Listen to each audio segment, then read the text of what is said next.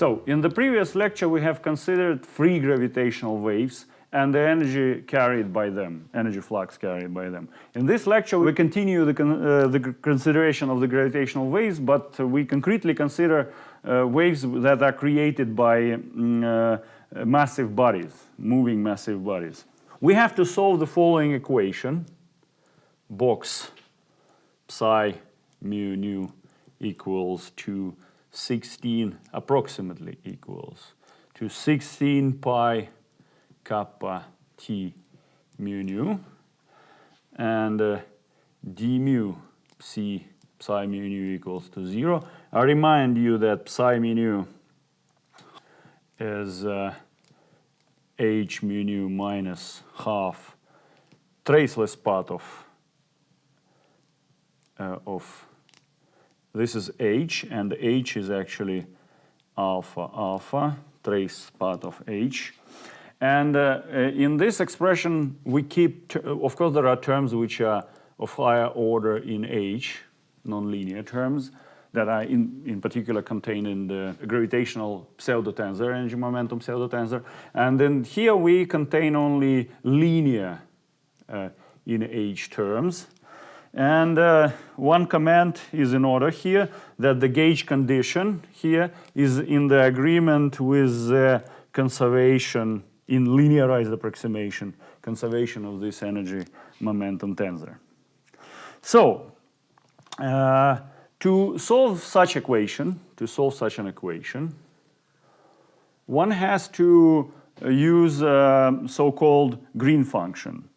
Green function for the box operator. This is D'Alembertian operator. Yeah, probably I have to define that box is dt squared minus Laplacian. So, to solve this equation, we have to use D'Alembertian green function for the retarded green function for the D'Alembertian operator, retarded green function. So I assume that all the listeners of my lectures are familiar with the standard course of special theory of relativity and classical electrodynamics, where people study the standard electromagnetic radiation, and hence they are familiar with such a notion as a green function and how to find solution of such equations with the use of the green function.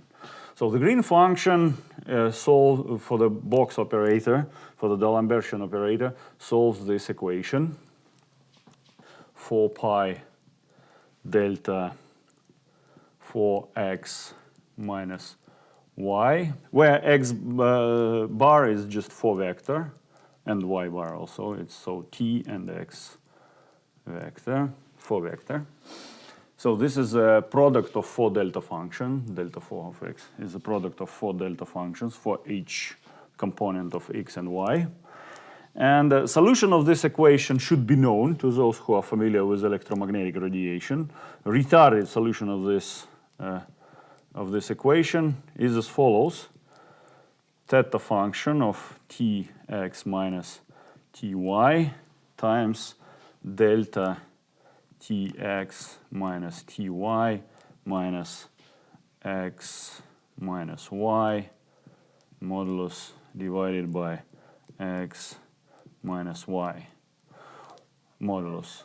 So theta function is a Heaviside theta function, so theta of delta t is equal to 1 when delta t is greater than 0, and 0 when delta t is less than 0.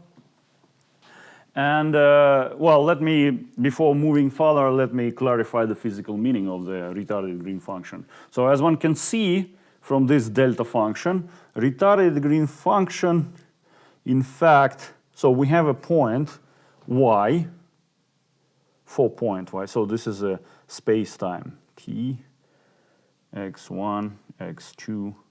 So this is point y, which is a source here. And green function basically gives you the value of the field which is sourced at the point y. So there is a light cone which has this point y as a apex, and we have due to this theta function this retarded Green function is not 0 on the light cone, on the future light cone, starting from y, from the point y, from the event y. So this is at any point x laying on this light cone, this function is not 0. So basically, if we have this function which solves this equation, then the solution of this equation can be represented as follows. So it's psi mu of t and x is approximately equal to 4 kappa integral over d3y t mu y t minus x minus y divided by x minus y modulus.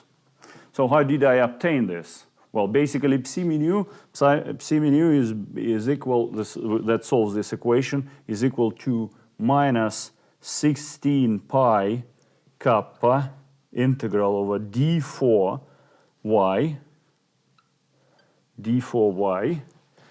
g retarded x minus y t mu function of y. And then I took one of the integrals of this. There are 4 integrals here. I took the integral over ty, one of the integrals, with the use of this delta function. And that's how I obtained this expression. So now we have this solution at our disposal, and we're going to use it. So actually, physically, it describes the following situation. There is basically a source, which is just some collection of bodies moving somehow. So this is just a bunch of bodies which are responsible for this energy momentum tensor.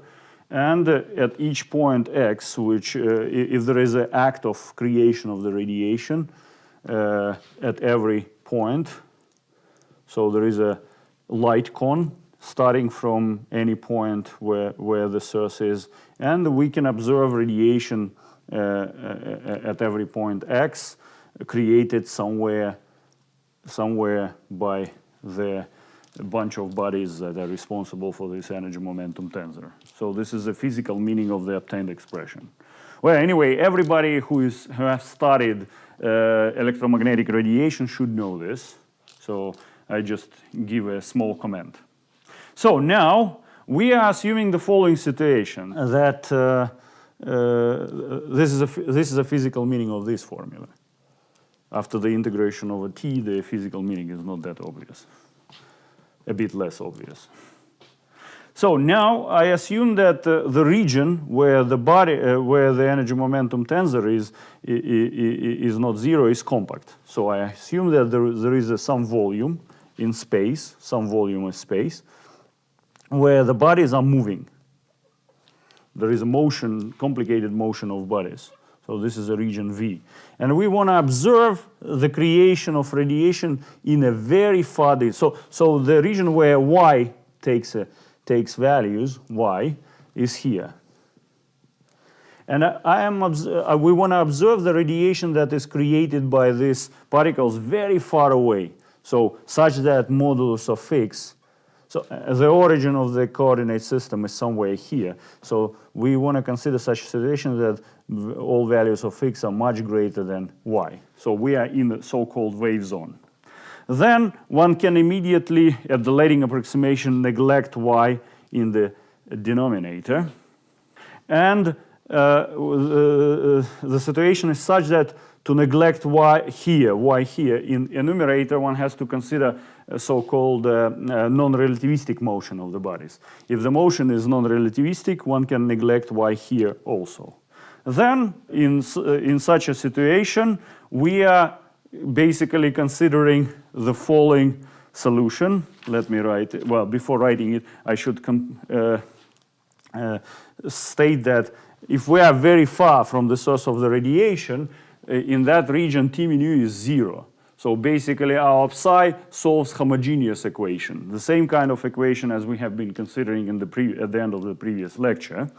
And hence, that solution has similar properties to those which we have encountered in the previous lecture. In particular, one of the properties is such that it's traceless. So it means that H alpha alpha is 0. Free gravitational waves, as we remember, are traceless. As a result, H alpha alpha is 0. And hence, we have such a situation that psi mu is basically equal to H mu. And also,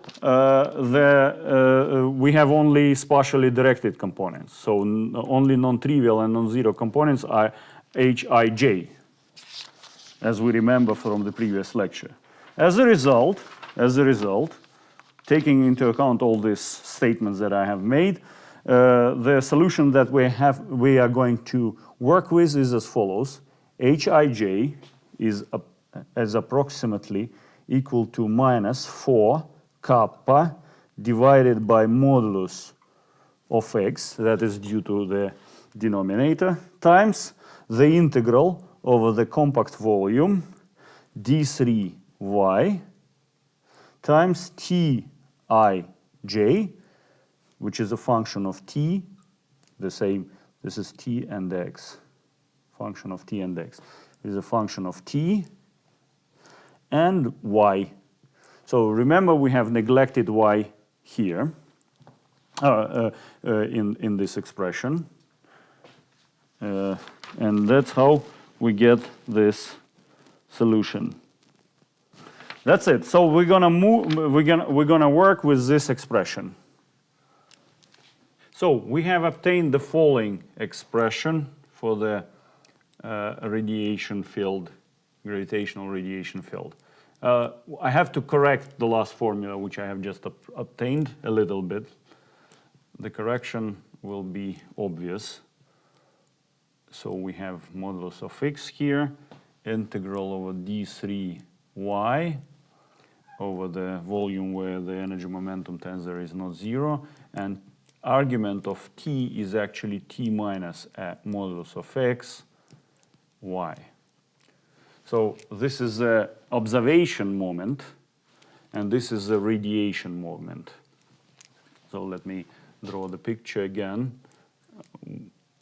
There is a radiation moment defined by y if the bodies are moving non-relativistically, so we neglect here the argument of y, and the observation moment is somewhere here, and the moment of radiation is light-like distance away from here in the space-time. Okay, anyway, so this is the expression we obtained. Again, this expression is obtained in non-relativistic approximation and very far away from the region where the energy momentum tensor is not 0, very far away from in the wave zone. So to study in greater details the limits of validity of these formulas and the way one obtains these formulas, one should consult the standard electromagnetic radiation. The situation is very similar. One can say, read that in Landau-Lifshitz second volume. Anyway, so here the problem with this formula is Tij here depends on the details of motion of radiating massive bodies. And we wanna, so it doesn't just depend on the mass distribution or these kind of things. So we wanna do some manipulation to express this quantity through the details of the distribution, not the details of the motion. So we will do the following trick. Let us consider the conservation of this spatial part of the energy conservation. So this conservation law. Multiply it by Ij and integrate over dy. So as a result, we obtain the following, that we have the following expression equal to 0. So if we multiply by ij and integrate, we get 0. So it's yj d mu t mu y. So, and rewriting this as d3y yj dt t0I minus dk tki. Now, in this expression, we can make the integration by parts and drop off the boundary terms. Well, as usual, we drop off in this lecture course. We ignore the discussion of the boundary terms, which is a separate subject. But we assume that everything is vanishing, all the fields and masses, fluxes, well, not the fluxes, all the currents are vanishing at infinity. So when we integrate by parts, we obtain boundary term, which is at partial infinity. We drop it off, and the remaining volume term gives us the following expression. So continuing that equality, we obtain the following situation, that dt, well, here we can take dt from, take out from the integral. So d3y yj dt, oh, sorry, not dt, no dt here, dt is taken away, ti I0, plus, after integration by part, d3y tij. So after integration by part, the derivative acts on this. We get a canonical symbol, and which makes k equal to j. So this is actually the expression that we have here. And we have that it is equal to this. And then one can, because tij is symmetric on the exchange of indices, as a result, we have the following equality, that the integral over d3y of tij is equal to minus 1/2 times dt of the following expression, d3y yj t0I plus yi t0j. Well, this is easy. This is times. Okay. So let us move further. Let us multiply now time.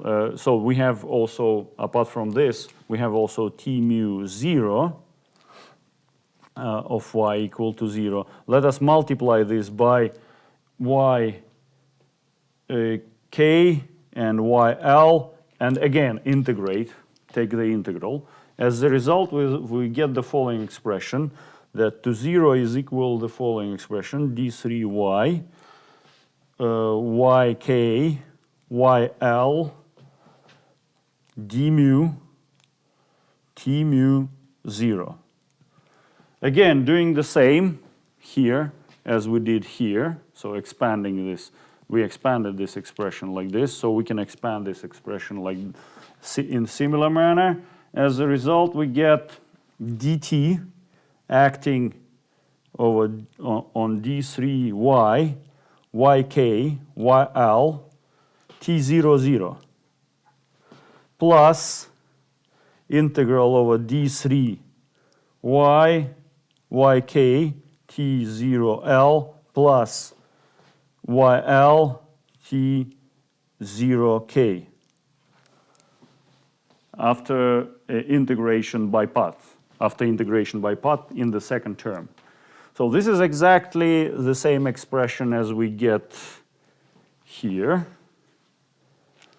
As a result, combining these two formulas together, we obtain the following expression, that integral over d3y tij is minus 1/2 double derivative over t of integral over d3 y t0 0.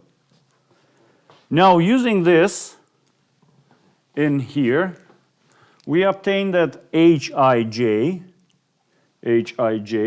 is approximately equal to minus 2 kappa over modulus of x times dt squared over d3 y I yj t00.